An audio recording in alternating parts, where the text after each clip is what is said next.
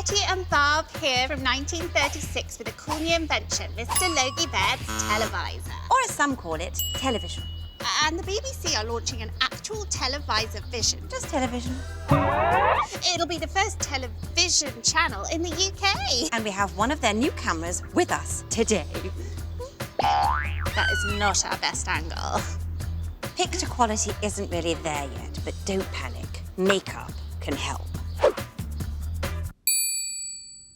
Do I really need this much? This is just the start. The next stage is going to make your friends breathe with envy.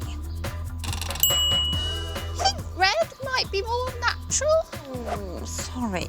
Red disappears on screen, which I think might make it really good for covering all your spots and blemishes. It looks great on you. You know who else it would look great on?